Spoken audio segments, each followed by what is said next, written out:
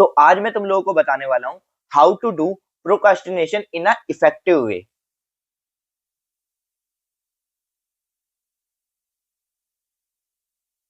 अरे देख क्या रहे हो? वही तो कर रहा हूं, प्रोकास्टिनेशन।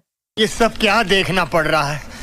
सो हाय गाइस, अब जो तुम लोगों ने अभी तक देखा उसमें मैं तुम्हें सिर्फ यही बताना चाह रहा था कि अभी मेरा सबसे इंपॉर्टेंट काम क्या था, तुम्हारे लिए वीडियो बना के तुम्हें गाइड करना। बट मैंने नहीं किया, मैं उसकी जगह क्या कर रहा था, मैं स्क्रॉल कर रहा था। और यही चीज है प्रोकास्टिनेशन। अब मैं तुम्हें एक रियल लाइफ इंसिडेंट बताता हूँ मेरे से ही रिलेटेड। मेरे काफी सारे ऐसे क्लासमेट्स थे स्कूल के जिन्होंने मेरी ही तरह पीसीबी लिया था और वो भी नीट की तैयारी करना चाहते थे। बट उन्होंने क्या गलती की, उन्होंने सोचा कि उनके पास काफी टाइम है और वो थोड़े टाइम बाद अपनी प्रिपरेशन शुरू करेंगे। बट जैसे जैसे टाइम निकलता गया वो इस चीज को टालते गए एंड एज अ रिजल्ट वो कभी अपनी नीट प्रिपरेशन शुरू ही नहीं कर पाए और उनका सिलेक्शन नहीं हो पाया। सिर्फ मैं था उन सब में से जिसका सिलेक्शन हो पाया था। देखो, शॉर्ट टर्म में प्रोकास्टिनेशन बहुत छोटी सी चीज हमें लगती है, बट लॉन्ग टर्म में उसके काफी एडवर्स हो सकते हैं तुम्हारी लाइफ पे और तुम्हारे करियर पे। और इसीलिए ही ये टॉपिक इतना ज्यादा इंपॉर्टेंट है बात करने के लिए। अब मैं बात करूंगा कुछ ऐसे रीजंस की या मोमेंट्स की जब हम प्रोकास्टिनेशन करते हैं, और इसके बाद हम बात करेंगे कि इससे किस तरह से तुम्हें डील करना है। ठीक है, तो first moment is instant pleasure. अब कई बार क्या होता है ना कि जो चीज हमें इंस्टेंट प्लेजर दे रही होती है वो तुम्हें लॉन्ग टर्म सक्सेस नहीं देगी, और जो चीज तुम्हें लॉन्ग टर्म सक्सेस देगी वो तुम्हें इंस्टेंट प्लेजर नहीं देगी। और जब हम लोग बहुत शॉर्ट टर्म सोच रहे होते हैं ना, तो हम इंस्टेंट प्लेजर को ज्यादा प्रेफर करते हैं एज कम्पेयर टू सक्सेस। और इस कारण से हम चीजों को जो तुम्हें करनी चाहिए, जो हमें करनी चाहिए, उनको हम प्रोकास्टिनेट करने लगते हैं। The second reason is Parkinson law. अब ये लॉ क्या कहता है? ये कहता है कि the work expands to fill the time allotted for its completion. सीधी भाषा में समझाऊं तो अगर तुम्हें एक काम करने को एक दिन दिया जाए तो तुम उसे एक दिन में पूरा कर लोगे। अगर उसी काम को करने के लिए तुम्हें 3 दिन दिए जाए तो तुम उसे 3 दिन में ही पूरा करोगे। और ऐसा होता है हमारे नेचुरल ह्यूमन बिहेवियर के कारण। Third reason is lack of clarity, कि तुम्हें पता ही नहीं है कि तुम्हें कब क्या करना है। तो तुम एज यूजुअल जो हमारा बिहेवियर होता है, हम क्या करते हैं कि है ना, जो इजी वर्क होता है उसको हम पहले करने लग जाते हैं, और जो थोड़ा सा टफ वर्क होता है उसको हम बाद के लिए पोस्टपोन करते जाते हैं, पोस्टपोन करते जाते हैं, और फिर वो बाद कभी हमारा आता ही नहीं। और अब इससे पहले हम वीडियो में आगे बढ़े, अगर तुम नीट 2025 के एस्पिरेंट हो और तुम्हें रिसोर्सेज ढूंढने में प्रॉब्लम आ रही है क्वेश्चन प्रैक्टिस के लिए और मॉक टेस्ट कहाँ से देना है उसके लिए, तो मैं तुम्हें रिकमेंड करना चाहूंगा तुम टेक्स्ट बुक पास इलाइट परचेज कर सकते हो। इसमें तुम्हें 141 प्लस मॉक टेस्ट मिल जाएंगे नीट सिलेबस पे बेस्ड, जिसमें तुम्हारे जो 10 मॉक टेस्ट होंगे वो बिल्कुल फुल सिलेबस मॉक टेस्ट होंगे। 9 तुम्हारे इसमें प्रीवियस ईयर तुम्हें मिलेंगे, और इसका जो इंटरफेस है वो बिल्कुल जेई की तरह है। तो अगर तुम जेई अटेम्प्ट करना चाहते हो तो ये तुम्हें उसमें भी हेल्प करेगा। और जो ये मॉक टेस्ट है इनको री अटेम्प्ट करके तुम अपने जो वीक एरियाज हैं उन पर भी काम कर सकते हो। और इसका जो प्राइस है वो तुम्हें 1 रुपी पर डे से भी कम पे मिलेगा। और अगर तुम मेरा कोड ये जो है उसको लगाओगे तो तुम्हें और भी ज्यादा डिस्काउंट मिल जाएगा। और अभी इनकी सेल चल रही है तो तुम्हें और भी एक्साइटिंग ऑफर्स देखने को मिल सकते हैं।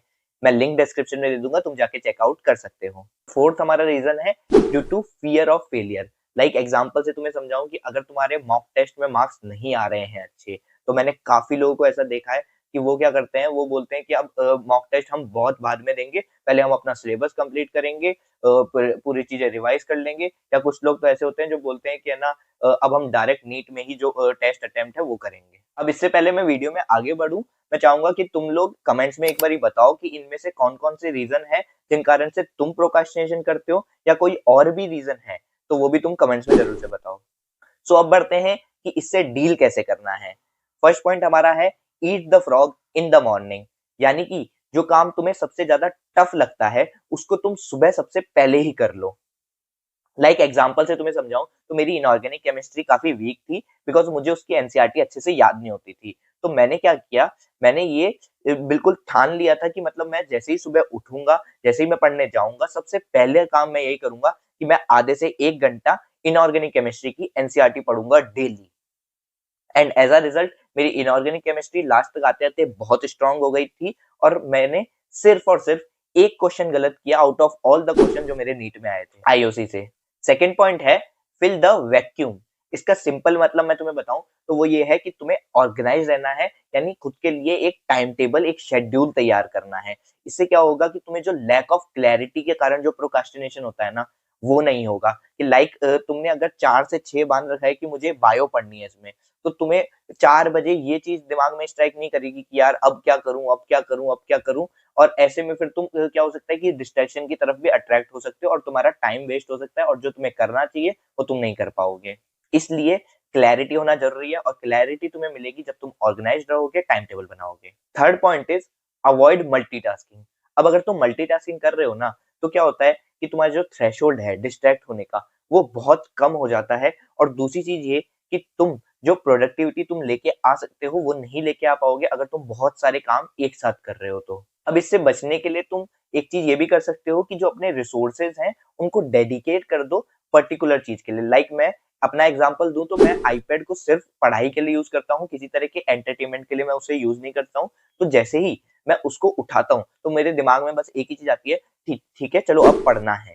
ये चीज तुम भी अपने साथ कर सकते हो कि जब भी तुम लेक्चर देखने जाओ तो तुम्हारे जो भी सोशल मीडिया एप्स हैं या और भी जो चीजें हैं जो तुम्हें डिस्ट्रैक्ट कर सकते हो उनको डिसेबल या अनइंस्टॉल कर दो, ताकि तुम अपने जो लेक्चर है उस पर ध्यान से फोकस कर पाओ।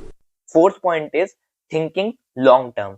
अब ये बहुत सिंपल है, ये तुम्हें क्या करेगा कि ये जो तुम्हें शॉर्ट टर्म डिस्ट्रैक्शन है ना, उनसे ऊपर उठने में मदद करेगा, और तुम अपने लाइफ का एक वाइडर व्यू देख पाओगे जो तुम्हें हेल्प करेगा तुम्हें क्या डिसीजन लेने चाहिए उनमें भी। Fifth is deciding priorities.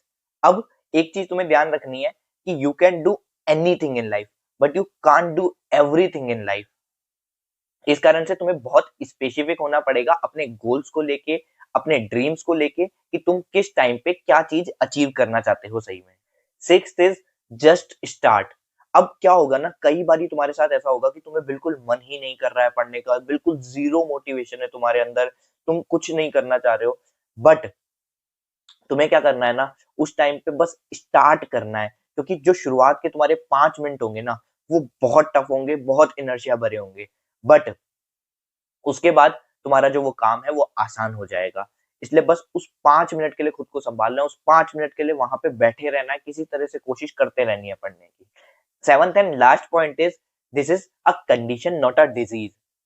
इसका मतलब ये है कि ये कोई बीमारी नहीं है कि तुम्हें प्रोकास्टिनेशन की बीमारी हो गई है और थोड़े टाइम बाद तुम ठीक हो जाओगे और उसके बाद से तुम्हें बिल्कुल जीरो प्रोकास्टिनेशन होगा, तुम किसी भी चीज में तुम्हें कोई दिक्कत नहीं आ रही होगी, बिना प्रोकास्टिनेशन के तुम सब कुछ कर पा रहे होगे, ऐसा नहीं होगा। ये कंडीशन है। इसका मतलब तुम्हें इस चीज को लेके हर बारी कॉन्शियस रहना पड़ेगा, जो पॉइंट्स तुम्हें इससे पहले बताया उनको ध्यान में रखना पड़ेगा हर टाइम, और अपने आप को इवेल्युएट करना होगा कि तुम कहीं किसी ऐसी चीज तो नहीं है जिसमें तुम प्रोकास्टिनेशन करने लग रहे हो। यही था आज का वीडियो। तुम कमेंट्स में बताना कि ये तुम्हें हेल्पफुल लगी नहीं लगी, और तुम इसको फॉलो करने वाले हो कि नहीं फॉलो करने वाले। मिलेंगे नेक्स्ट वीडियो में। Thanks for watching.